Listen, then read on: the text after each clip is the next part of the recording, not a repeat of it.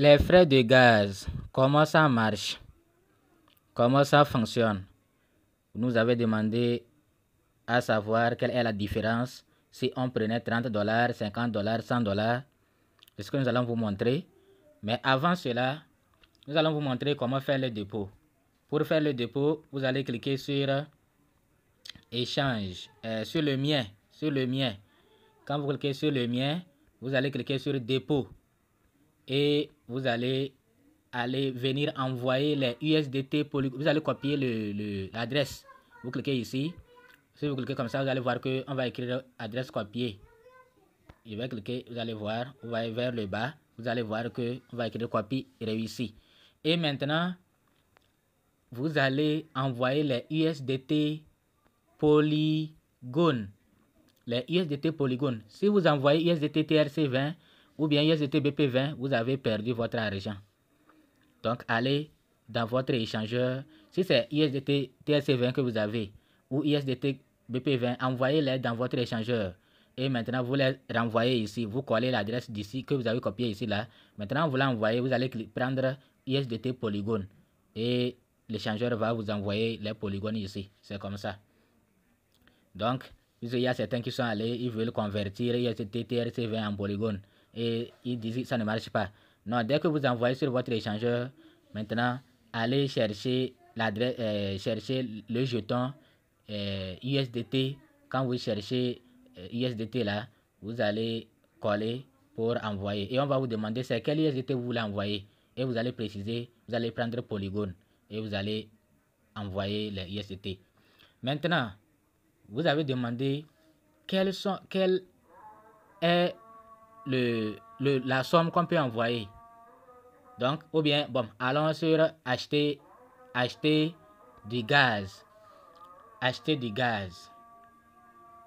Vous voyez qu'il y a $30, $50, $100, $500 et $1000.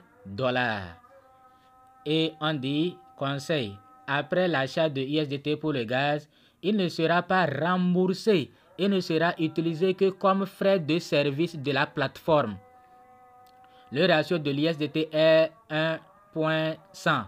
Les normes de consommation de gaz sont les suivantes. Et on a cité comment ça consomme les frais de gaz. Maintenant, avant de vous dire quel montant a plus d'avantages, les gens ont demandé à savoir c'est quoi, pour quelles raisons on paie les frais de gaz. On paie les frais de gaz. La raison pour laquelle on paie les frais de gaz, c'est très simple. Si vous prenez votre moto, par exemple, ou votre voiture, vous voulez voyager, et à un moment donné, le carburant finit, l'essence est finie. Est-ce que votre voiture va vous amener là où vous aviez décidé d'aller? Non, elle va s'arrêter. Comment faire pour qu'elle puisse commencer à fonctionner? Il faut mettre le carburant. C'est comme ça également le robot. Le robot Apollo Bot ne fonctionne pas comme ça. Il faut le carburant. Et son carburant, c'est les frais de gaz. J'espère que vous avez compris. C'est tout. Et quand les frais de gaz finissent, vous allez recharger. Maintenant, pour recharger, vous voyez ici, $30. Quand vous rechargez $30, on va vous donner 3000 gaz. Quand vous rechargez $50, on va vous donner 5000 gaz. Quand vous rechargez $100, on va vous donner 10 000 gaz.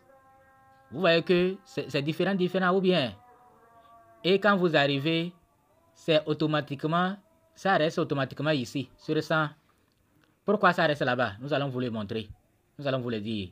Vous voyez que si je clique sur 30, ça va là-bas. Regardez ce signe-là, l'angle supérieur à gauche là, où il y a, dans l'angle, il y a rouge là. Quand vous arrivez directement ici, vous allez vous constater qu'il est sur 100. Vous voyez qu'il est revenu ici, non? Il est sur 100. Pourquoi il est sur 100? C'est parce que si vous achetez gaz $100, c'est parce que il y a des avantages. Regardez déjà ici. Si vous achetez pour $100, on va vous donner 500 gaz gratuitement. Ça va faire 10 500 gaz.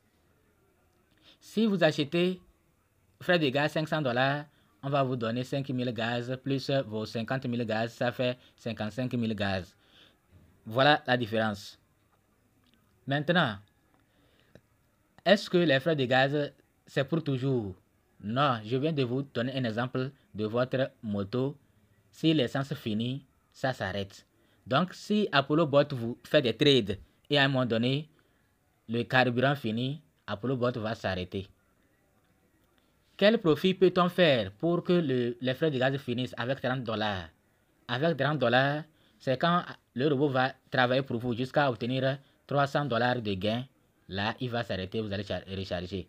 Vous-même, regardez, vous avez payé $30 et vous avez gagné $300.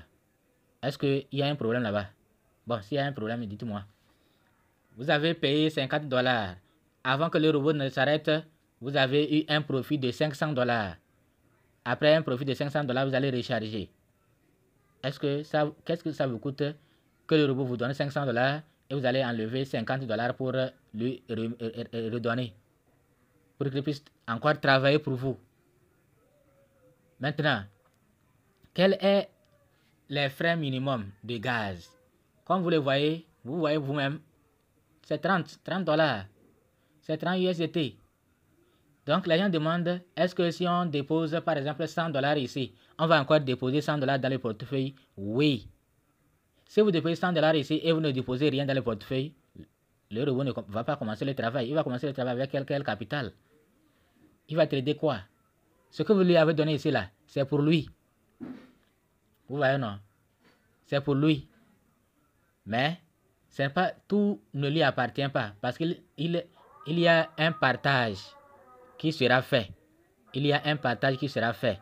Mais nous n'allons pas parler de ça ici. C'est-à-dire ceux qui invitent tout ça là, ils ont aussi des commissions et le reste, Apollo Bot va prendre. Donc nous parlons de ça plus tard. Mais bon, nous allons nous résumer. Les frais de gaz, leur utilité, c'est pour que le robot puisse travailler pour vous. Ces frais de gaz ont une fin. Si le robot travaille beaucoup, ça va finir et vous allez recharger. Mais avant de recharger, vous avez déjà fait beaucoup de profit. Donc, quel est les frais de gaz? Quel USDT ici est bénéfique? C'est pour $100, à part de $100, $500, $1000. Mais si vous n'avez pas les moyens, commencez avec payer $30 au robot pour qu'il puisse commencer le travail. Et vous cherchez $100, vous faites le dépôt dans votre compte pour que le robot puisse commencer le travail. Donc voilà. J'espère que vous avez compris. Si vous n'avez pas compris, s'il y a encore des zones d'ombre, faites-nous signe en commentaire. Nous allons y revenir. Merci.